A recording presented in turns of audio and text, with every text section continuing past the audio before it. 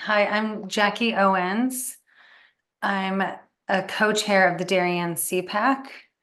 Thank you to Samantha Cordone and the Darien Library for your help in co-sponsoring the presentation that's in the webinar tonight. Thank you, Greenwich Special Education Advisory Council, for co-sponsoring tonight's presentation. We hope to collaborate with them in the future more. And tonight's presentation will be recorded, and we've already started that. And then if you want tonight's recording but aren't on the Darien CPAC Blast or the Greenwich one, you can email the Darien one at dariencpac@gmail.com, and we'll add you to the list. And you can also go to our website at dariencpac.wordpress.com. And like I said, we always love to hear from people about what they'd like to learn in different presentations in the future, and also get involved. The more the merrier. We look forward to more volunteers joining us, and we hope you find tonight's webinar helpful. Thank you. And hi, I'm Tricia Bresnahan. I'm also a co-chair of CPAC.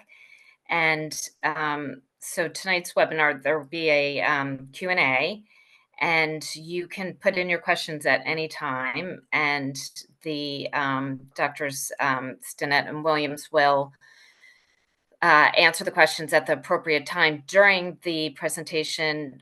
They'll probably do the broader questions first, and then at the end, if there's anything remaining, you could always contact them, or they will answer and we can send them out when we send out our blast. And so we would like to thank Dr. Stinnett and Williams for joining us tonight. Chelsea VanHorn Stinnett is the Technical Assistant Coordinator for Think College, National Coordinating Center at the Institute for Community Inclusion. Think College is a national technical assistance, research, and evaluation center dedicated to developing, expanding, and improving higher education options for students with intellectual disability. And Dr. Lee Burdette Williams is Executive Director at the College Autism Network.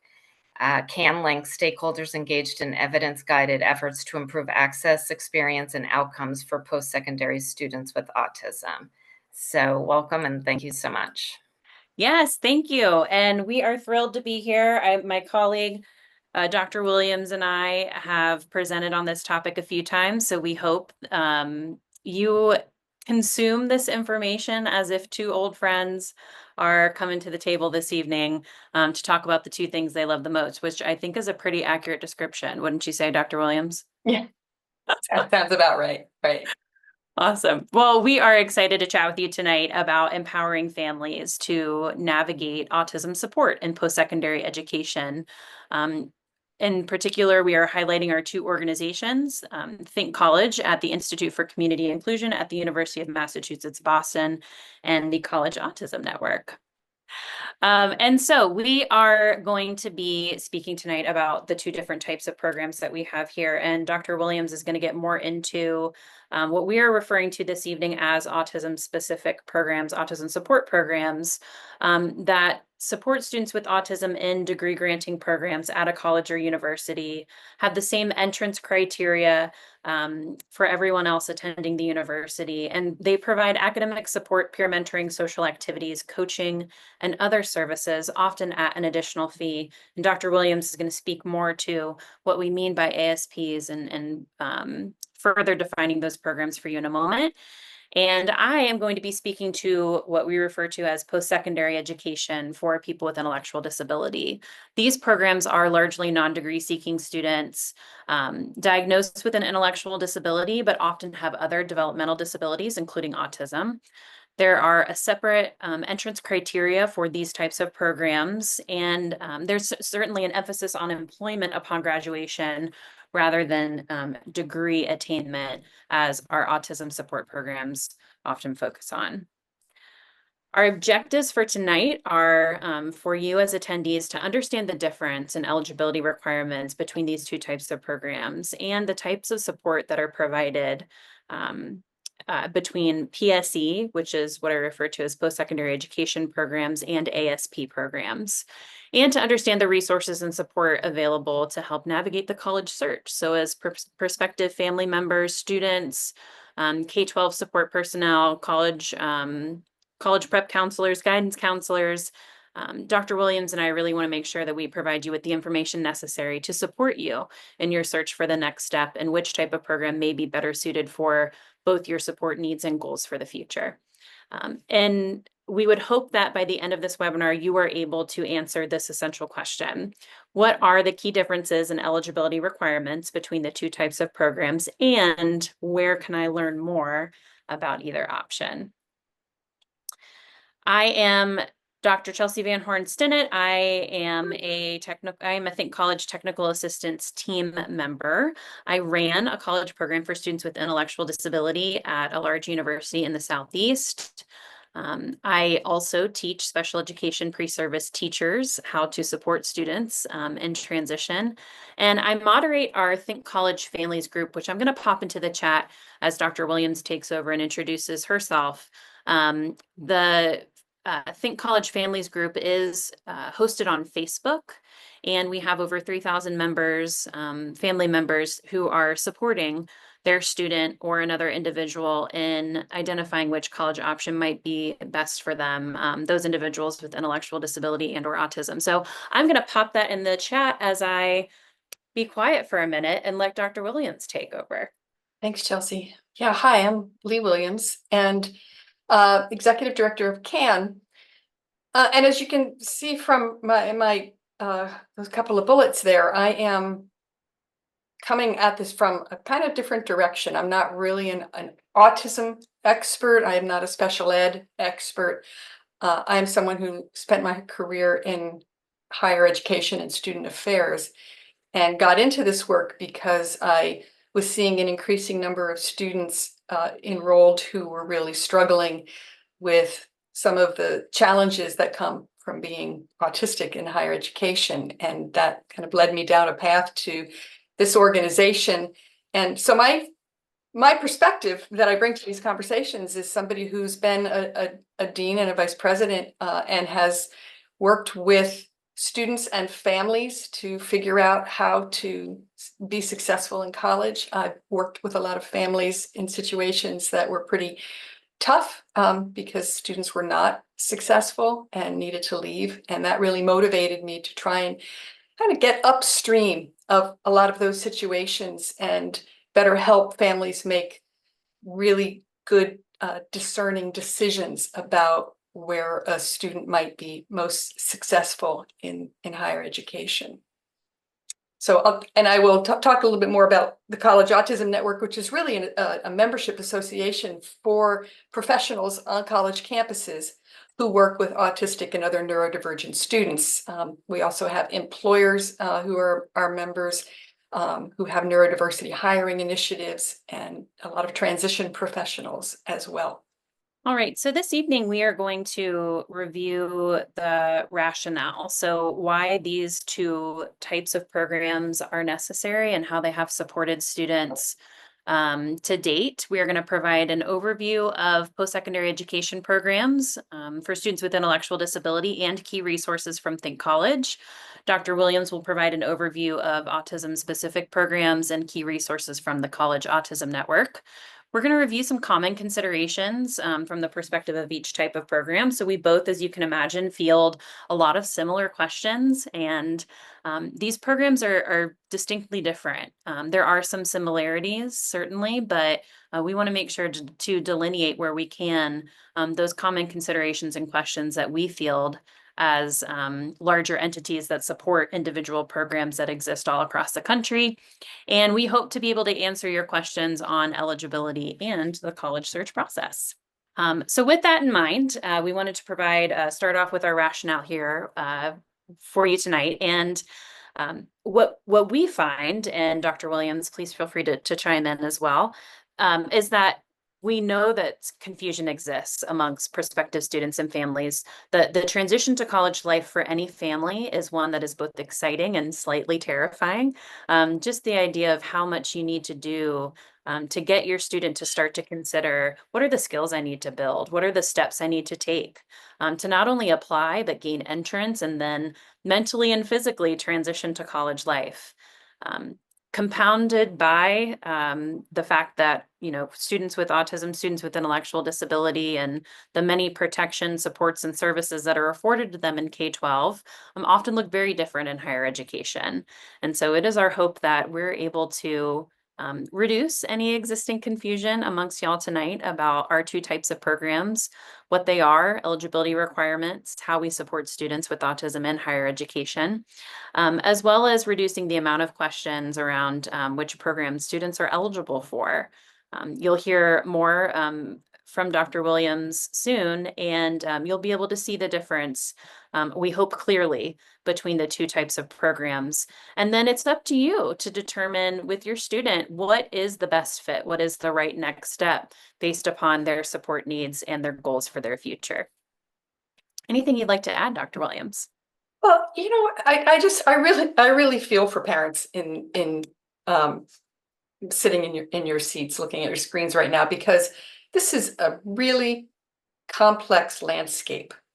And it's really what led Chelsea and I to have a lot of conversations about how do we demystify this landscape for families who are not as conversant in all of the aspects of higher education as one might need to be when making such an important decision.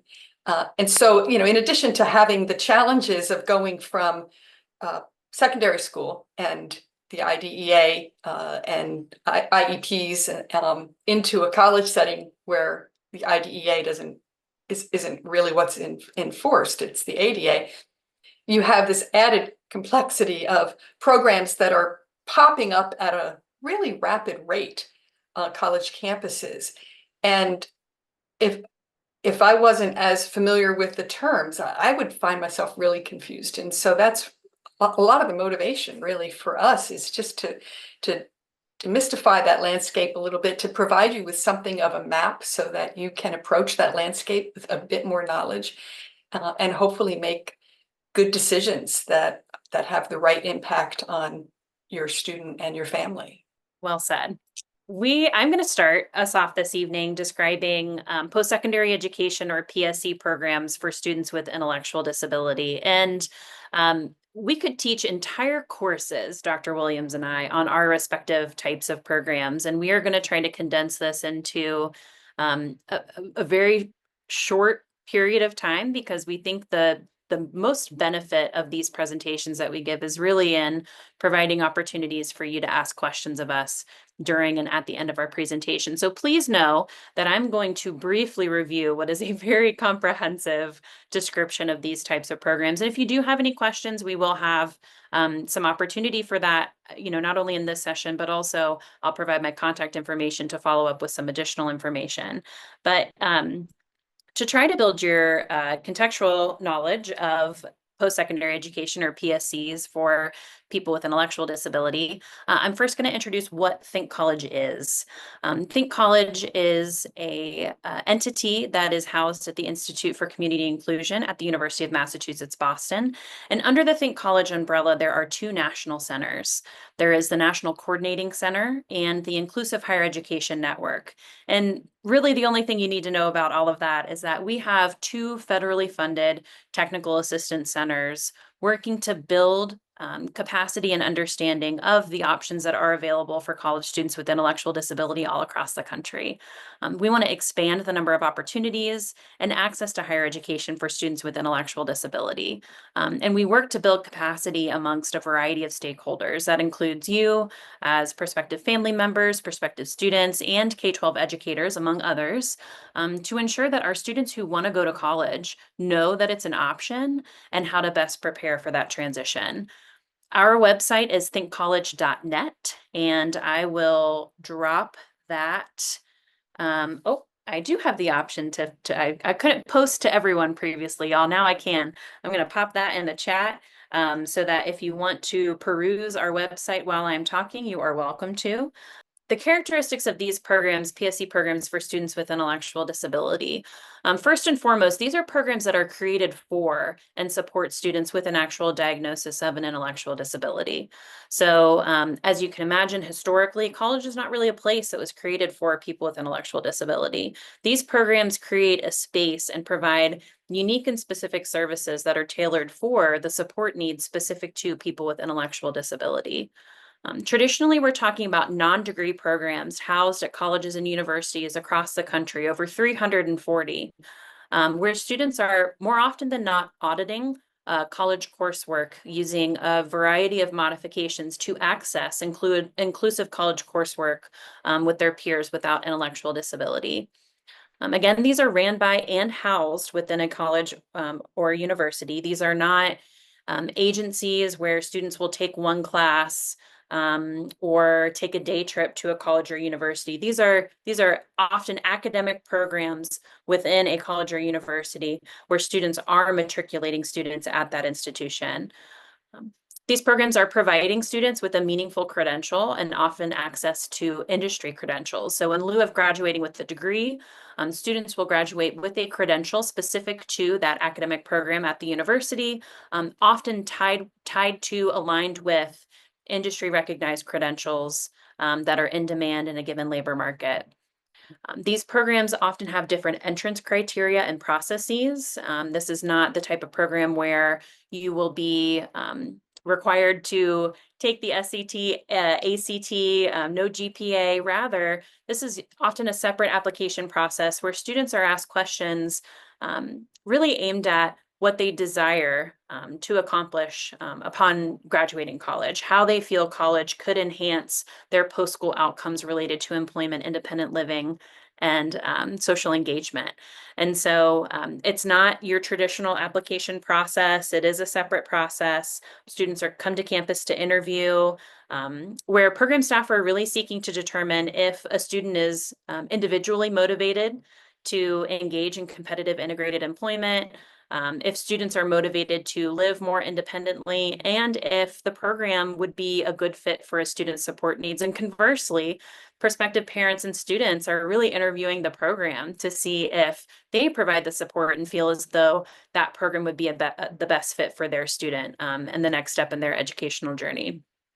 These programs vary significantly in terms of the support model, the course offerings, and the level of inclusivity that they provide. And so I'm going to go over our program directory in just a moment, but we now, as a field, have accreditation standards, and we have certain designations through the Department of Education that indicate a certain level of quality and inclusivity. However, that doesn't mean that out of the over 340 some programs that exist across the country, no one program does it a certain standardized way. And for some, that can cause a lot of confusion, that can cause some uncertainty as to comparing different programs and which might be a good fit. For us, what we like to see is that there's a lot of variability, there's a lot of individualization occurring in these programs. And so pros and cons to the amount of variability that exists within the field, but that is why we as Think College are here to help prospective families and students in making the most of their college search. So within these PSC programs, students are engaging in, like I said, inclusive college coursework with their peers without intellectual disability. They're often engaging in internships and work study opportunities. That includes paid jobs either on or off campus. Many of our students are engaged in campus life organizations, often even leading or starting new campus clubs and organizations. And many of them choose to live independently, either in on-campus housing or in close by off-campus housing, third-party campus housing, where they're really experiencing the true depth and thrill of living in a college town. Regardless of whether our students are living on campus, they are all practicing skills towards living independently upon completing their PSC program. We do have a video on our sister website, which is thinkhighered.net, another thing I'm going to pop in the chat here. This is our public awareness campaign. If you've never heard of these programs, I encourage you to go watch this video. I'm not going to take up our valuable time by showing the full 4-minute video on this webinar, but I would encourage you to watch the video to truly see what I'm talking about when it comes to what this looks like in the day-to-day life of several students across the country. So again, thinkhighered.net. Strongly recommend after you hop off this webinar, go and watch that video. And it'll really bring to life what I'm trying to describe here in just a brief amount of time. Why is college important for people with intellectual disability? In 2022, we know that there were over 400,000 school-age students with intellectual disability in the United States. And we also know that fewer than 2% of those individuals were likely to attend college after high school.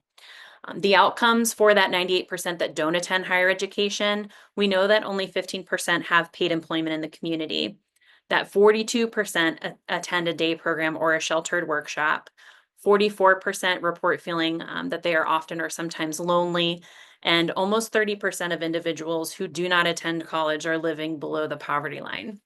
And so what does that look like for our students who attend PSC programs? We have federally funded model demonstration programs that exist across the country. They are funded by a grant opportunity known as TIPSID, or Transition to Post-Secondary Education for Students with Intellectual Disability programs. And those programs report the following outcomes: that 92% of respondents who responded to our exit survey reported they were happy and very happy with their social life, that 68% of exiting students completed their program and earned a credential, 59% of exiting students completed their program were working in a paid job at exit or within the first 90 days of exit, and that 73% of respondents to an outcome survey 1 year after exiting the program indicated that they had a paid job. So we know the outcomes associated with these programs are far better than the ones that exist nationally for those students with intellectual disability who don't attend college after high school.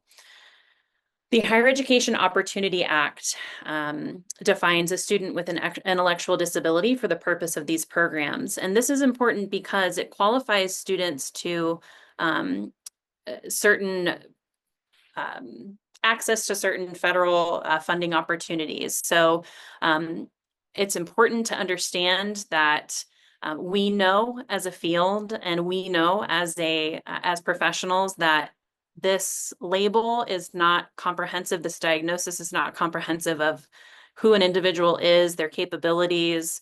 But in the spirit of the law, we have to operate within this definition. And for our purposes, student with an intellectual disability means a student with a cognitive impairment characterized by significant limitations in their intellectual and cognitive functioning and adaptive behavior as expressed in several different ways, but mostly in their conceptual, social, and practical adaptive skills. And these are individuals who are currently, were formerly, or would now be eligible for special education services under this diagnosis. Documentation. So to apply for these programs, you do have to have a documented intellectual disability in order to receive federal funding by way of federal Pell Grants. That's not to say that people without an official diagnosis of an intellectual disability would not be accepted into programs. However, these programs were created for people with intellectual disability, and only those students with a documented intellectual disability have access to those federal funding opportunities.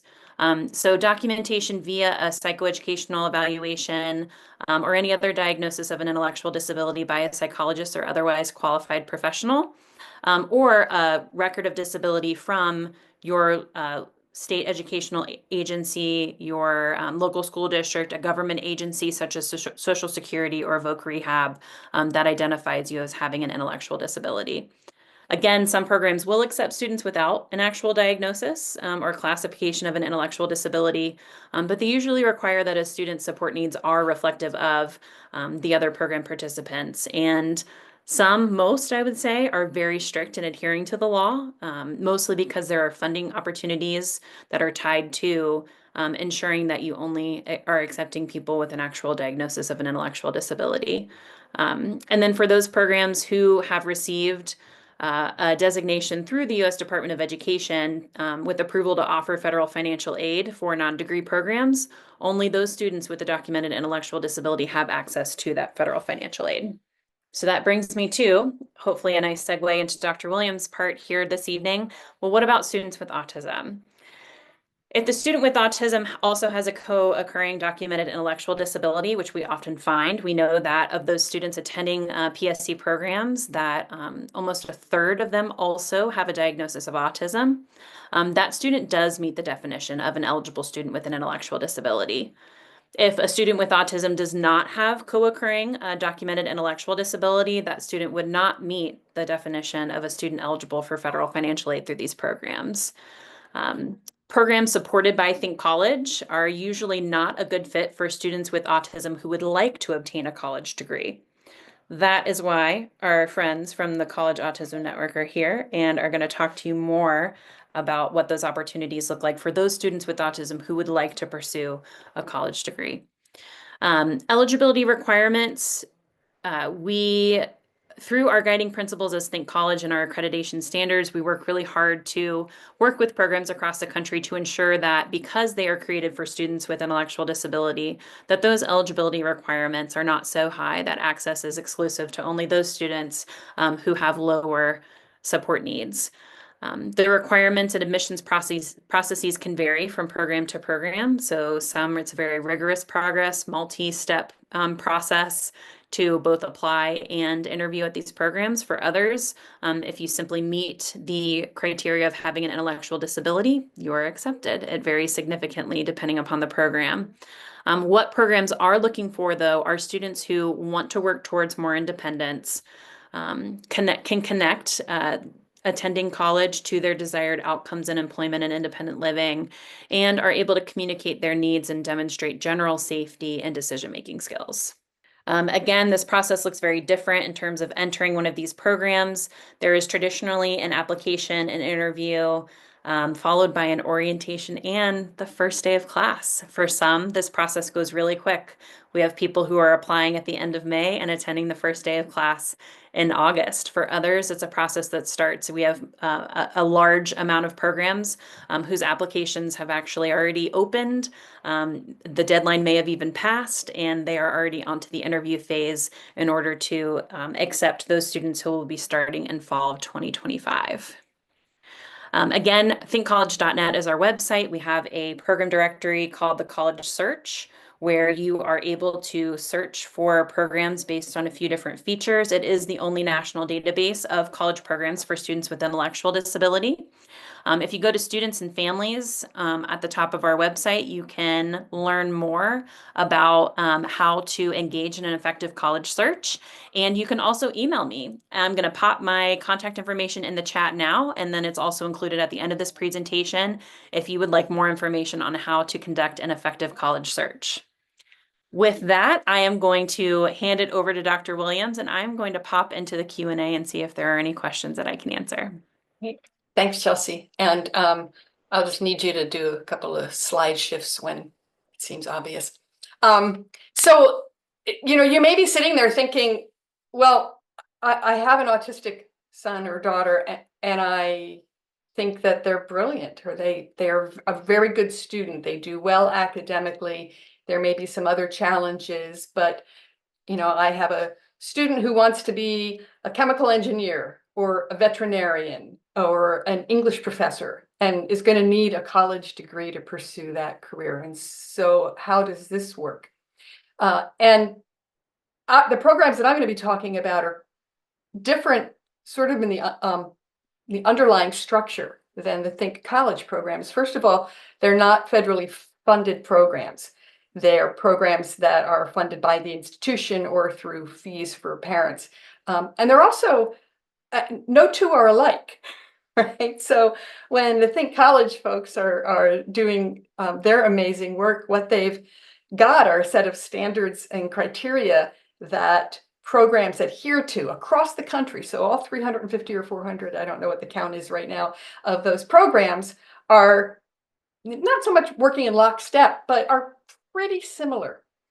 I can tell you that the programs that we work with are are kind of all over the place in terms of fees and expectations and their relationship with other partners on campus.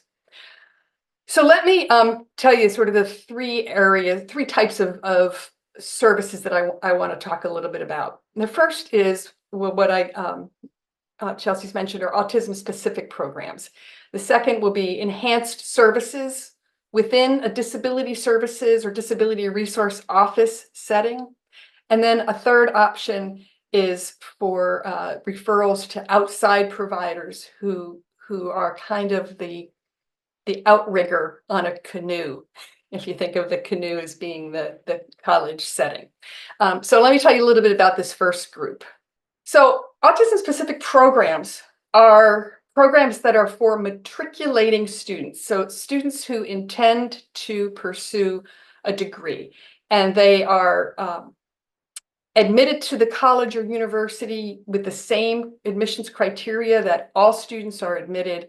And then once they are accepted to the institution, they have the opportunity to enroll or join one of these programs. Some of these programs have additional fees, and those fees can range from $1,000 for a semester to $10,000 for a semester. It really depends on the level of services and what the institution feels like it can charge. And these fees are not covered by financial aid. And so that's a big difference between these programs and the Think College programs. The program directors of these programs, and we have about 140 of these in our database. There are others that aren't in our database, but ours meet certain kind of research-driven criteria. But the directors of our programs, the ones that I work with every day, would tell you that the most important criterion for a student to join and succeed in an autism-specific program is a willingness to participate.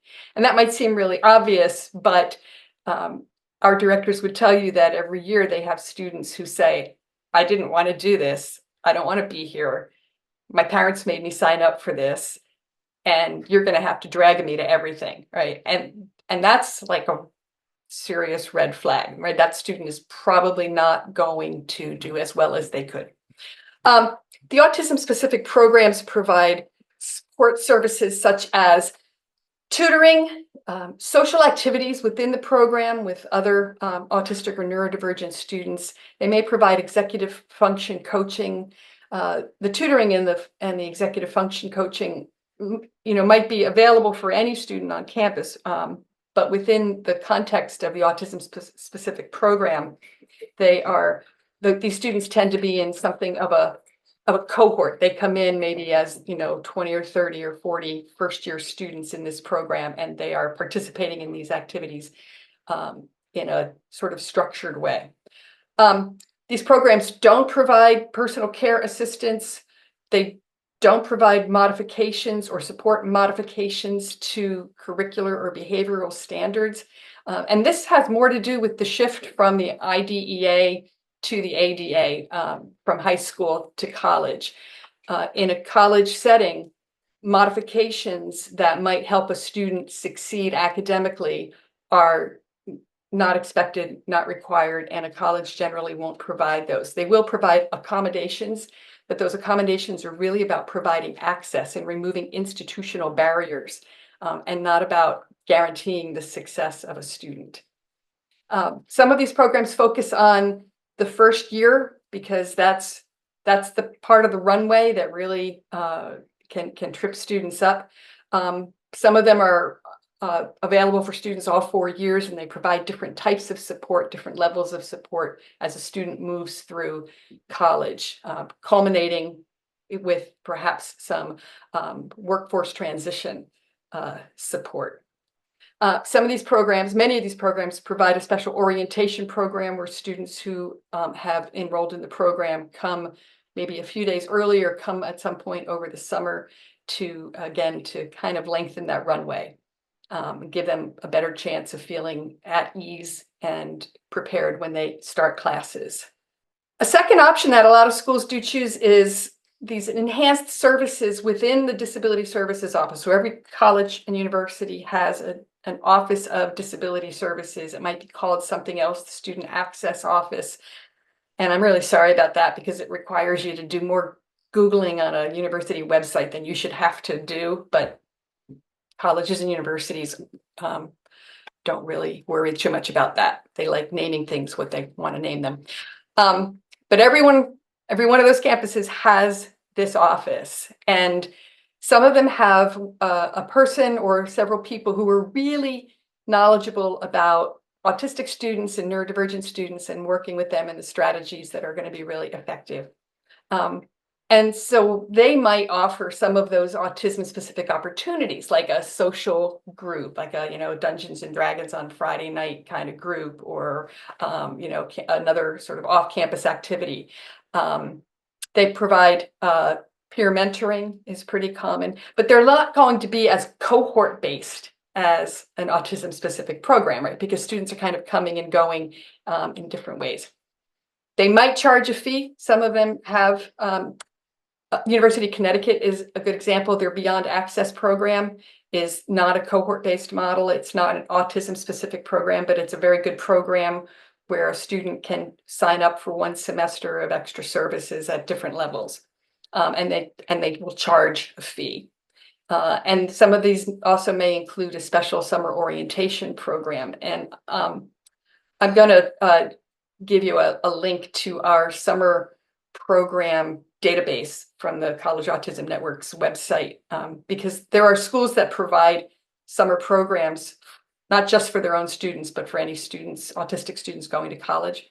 And so it's really a great preparation method if the institution your son or daughter has chosen does not provide that.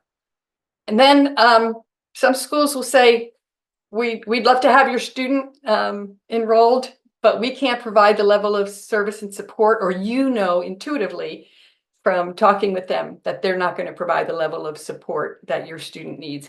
And so then you might be looking for an executive function coach or a counselor or somebody outside the campus that provides autism specific services and is pretty knowledgeable about how to help an autistic college student succeed. And the contract then is between the student and the family and the outside provider. So the institution sort of steps out of that relationship. As I said, program fees are not typically considered in the calculation of financial aid. And I just think this is like a crushing blow to you. And I feel bad about this, but you're trying to figure out this very expensive endeavor that your student is about to undertake. And just when you think you've got it all figured out, tuition, room, and board, you realize you got to come up with another $5,000 for this program. And it's not going to be calculated in the financial aid. Some programs, an increasing number of programs have had some success advocating on behalf of students with the state-based vocational rehabilitation services. There are states in, I'm not sure that Connecticut is quite there yet, but maybe with some advocacy from parents it will get there. But if you want to move to Pennsylvania, you have a better shot at this. Those VR offices will provide funding for the autism-specific programs that I'm talking about. And some of them will do it across state lines. Some of them won't. But as I said, these programs are all kind of operating independently, and so there's not a lot of consistency. What these programs are going to be looking for with students is that students should be able to wake up on their own and manage their activities of daily living. They need to be able to manage their medication. They need to be able to articulate strategies that have helped in the past. Maybe not right away, but they kind of have to be moving in that direction. They need to be able to manage their schedule, including appointments with campus staff. And they need to be able to do college level academic work. And then that might take some tutoring. That's true for a lot of students on campus. And maybe you're looking at this list of bullets and thinking, I don't know any college freshman who's going to be really good at all of these things. And that's totally true. But they need to be kind of halfway there, and then the program or the services will keep them moving that direction. And that's where that motivation to participate is really key. And this last bullet, this comes totally from my experience as a dean of students. Students need to be able to recognize potentially dangerous situations and not get involved in those. And so if you are concerned about your students' judgment around things like substances, alcohol, sexual activities, it might not be the time to send them to college. There is, something that I always call that sort of the half step year, where we really encourage families to take a year to send a student to community college, let them practice some of these skills, these bullets, like wake up on your own, talk to your professors, advocate for yourself. And when you show us that you can do this, then we will be willing to write that big check to send you to the 4-year school. But until we see some proof of this, we're not sure this is a good call. So this is what our website looks like. It's collegeautismnetwork.org.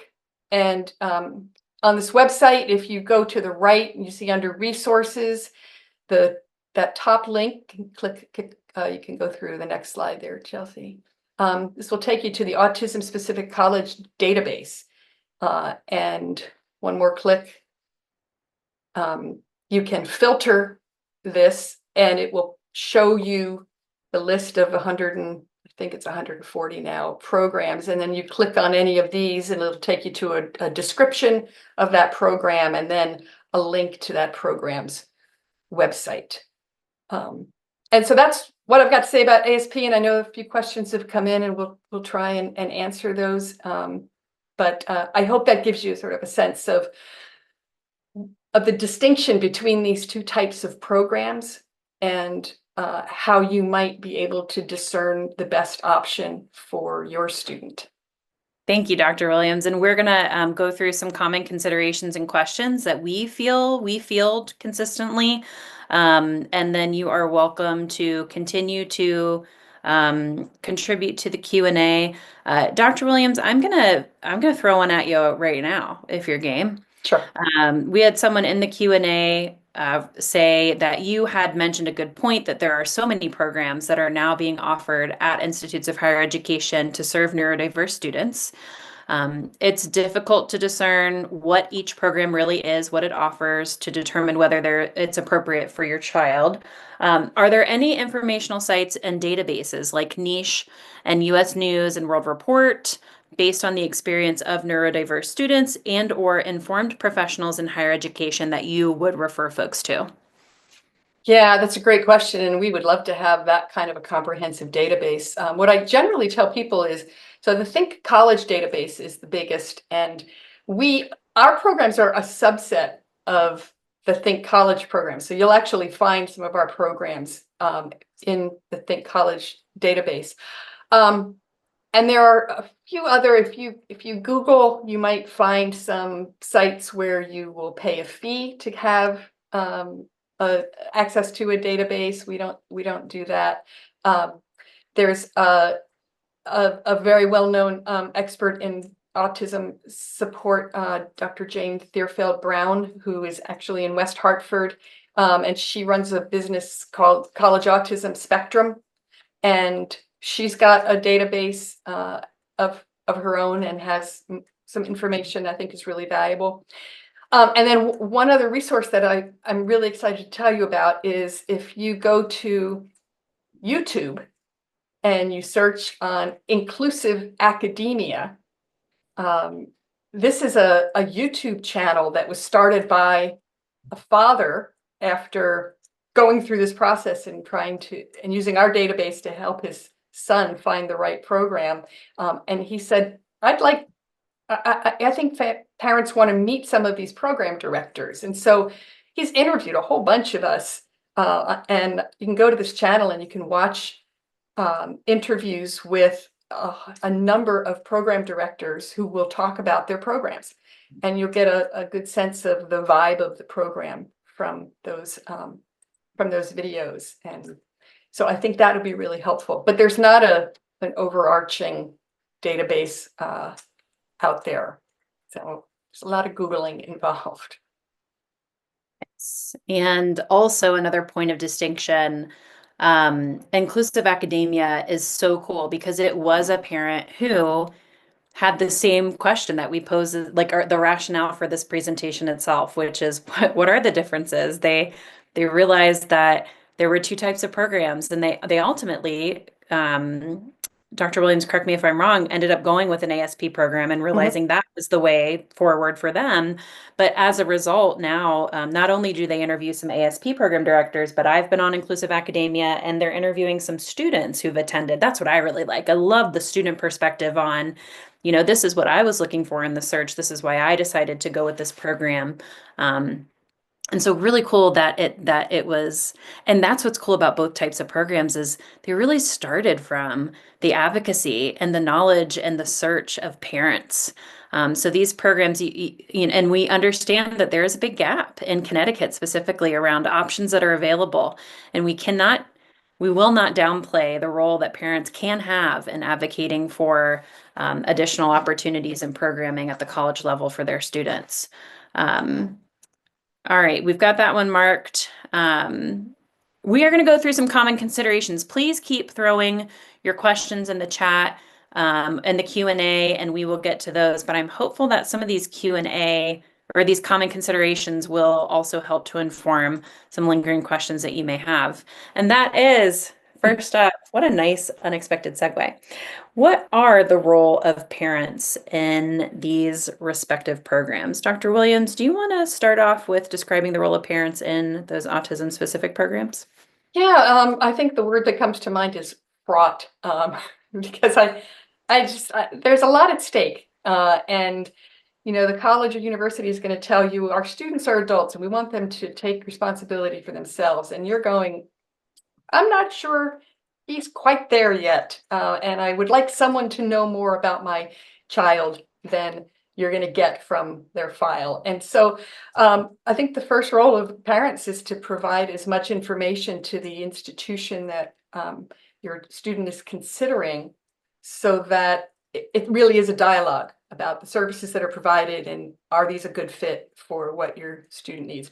Once a student is enrolled, there's this thing called FERPA. You've probably heard about it, Federal Education Rights and Privacy Act, and that prevents that allows students to eliminate the exchange of information on their behalf with their parents. Most schools will put a FERPA waiver in front of you sometime during parent orientation, and your student has to agree to this, and then the college may be able to or can choose to share information with you. But I always really push schools to listen to parents, especially in that first year, because you're going to be the best translators of what's going on. And as former dean of students, my attitude was, if I'm going to be worried about your student, I'm not going to be doing it alone. So I really do want you involved in those discussions before things start to crash and burn. Yeah, and so I'll build upon what Dr. Williams stated, and that is for PSE programs for students with intellectual disability, I would say that the involvement of parents is a little more intensive. There are still FERPA requirements around communication with parents, and so students are really in the driver's seat in terms of what information they are comfortable with us sharing with different individuals, including parents. But parents are often, if they pose questions of program staff, program directors, they are often sent back to their student to pose those same questions of their student, and to CC program staff so that they can support students in A, ensuring that they respond to those questions, and B, providing some additional context and support in answering those questions. And so parents are very important. We know that we are a brief blip on the timeline of life, and that you were there before and you will be there after to support your students in a way that we will not. And so we are very reverent of the role that parents play. However, we also work very hard to ensure that in the 2 to 4 years a student may spend with us, that we're maximizing the ability for them to build their own agency, to build independence. And with that comes student or parents transitioning from the decision maker to a support team member. And so parents are really serving as a member of the support team during person-centered planning meetings that occur at least once a year, if not once a semester or more often, where parents are then informed about student decisions, and they're asked to weigh in. They're asked to provide their own experience and context to help students support students in making their own decisions for their life and their future in college. Also posed within the Q&A, that seems to be a nice time to address this. If your student is under guardianship, can they still go to one of these PSE programs? The answer is yes. Guardianship does not disqualify someone from being eligible to attend a post-secondary education program. However, there are programs that have a requirement that a student must be their own guardian to attend the program. For those programs that allow students to attend who are under guardianship, what they will say is, we expect communication considerations around decision making. We expect that a student and a parent will have those conversations separate from the program. So there is an understanding that while they are under guardianship, they're working towards supported decision making, and that the program is not responsible for confirming decision making with the guardian while the student is enrolled in the program. So there are some nuances to that question. However, a student can attend a program even if they are not their own guardian. Just know that they will be working towards building that independence. And with that comes not always consulting or not always assuming that the student has not consulted with their guardianship or with their guardian in matters of decision making. How do programs handle sharing information and disability disclosure? Dr. Williams, I feel like we just kind of covered that in both of our responses to the last question, but I'll go ahead and just clarify, FERPA is at play here. Students are able to sign a waiver in PSE programs and also in ASP programs, but largely you're moving from a place in a world where information was freely shared at the K-12 level, where really the onus is on the student to share the information that parents may need around their progress in college. Dr. Williams, would you add anything to that? Well, that if a student is seeking any kind of accommodations from the college, things like extended time on text or a distraction-free environment or a note taker, they will need to produce documentation, current documentation or fairly recent documentation to the Disability Services Office that they can review in order to grant those accommodations. Now, the information that comes into a Disability Services Office does not go out specifically to faculty and staff. So it's not like that diagnosis is then known by everybody who's involved with the student. The disability services professionals are very particular about not sharing and not disclosing information. But they can receive as much information as you want to give them. They may not be able to turn around and give it back to you. So it's not quite a two-way street. What is the difference between accommodations and modifications, and are they used in both types of programs? Dr. Williams, are modifications common in ASP programs? Not at all. Because these are degree granting programs, the expectation is that the student can do college level work, and they may be able to do it with an accommodation. But a modification is essentially what leads to something called a fundamental alteration of an academic program. So saying that a student can waive taking this class. You don't have to take biology if you're going to be, a chemistry major. Well, that's a fundamental alteration, and the faculty are unlikely to grant that. But accommodations that remove institutional barriers to success, to access, those are fairly common and granted the right documentation. And both accommodations and modifications are traditionally often honored within post-secondary education for students with intellectual disability, and that is why students are traditionally auditing inclusive academic coursework because modifications are at play. What do programs guarantee in terms of access and success?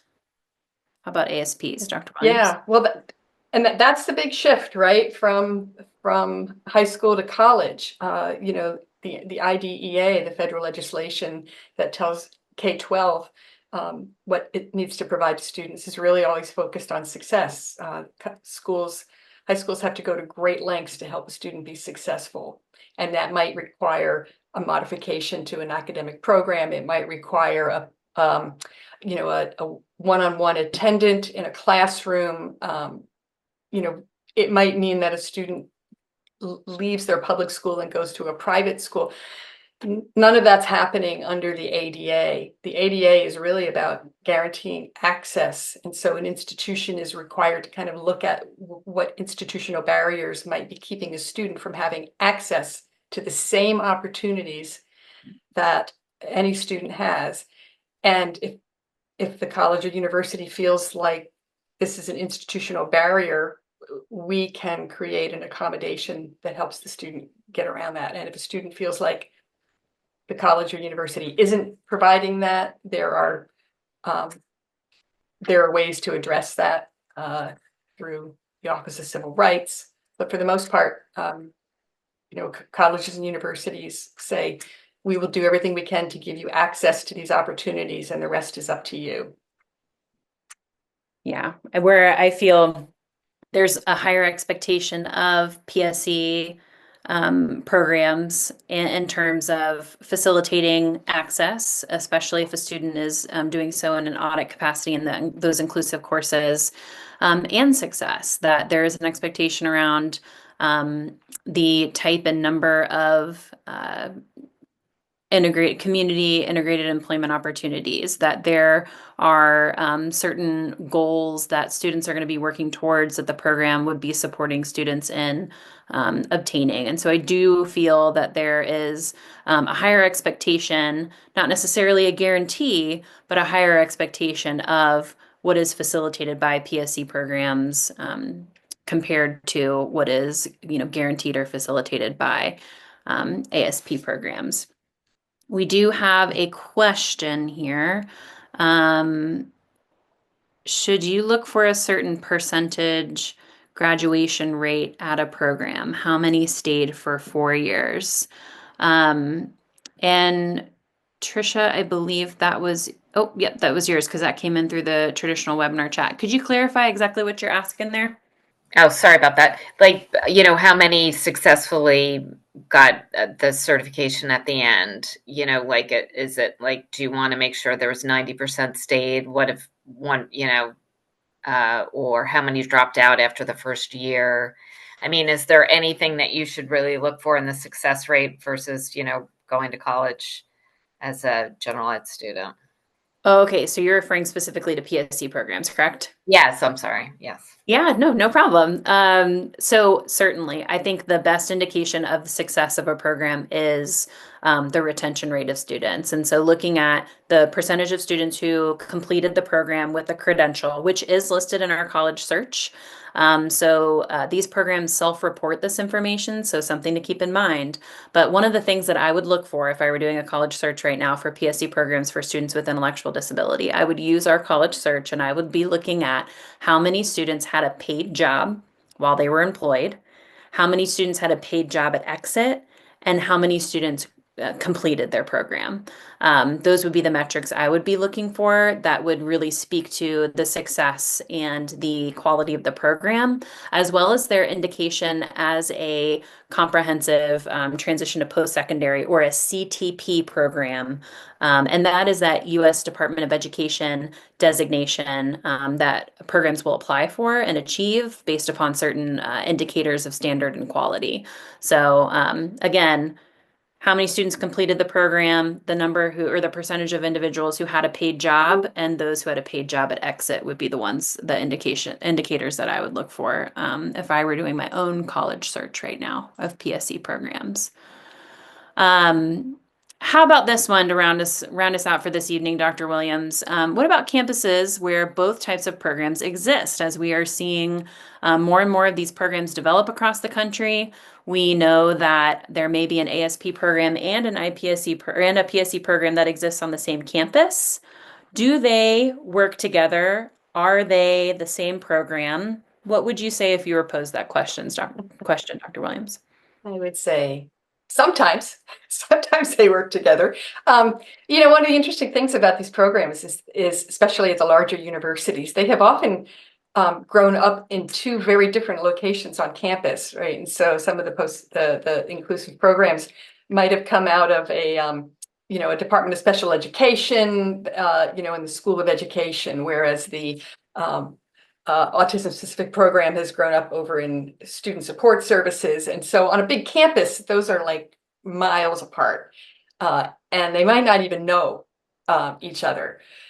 And that's kind of unfortunate. We work on this like to really encourage our program directors to become friends with the person running the PSE program.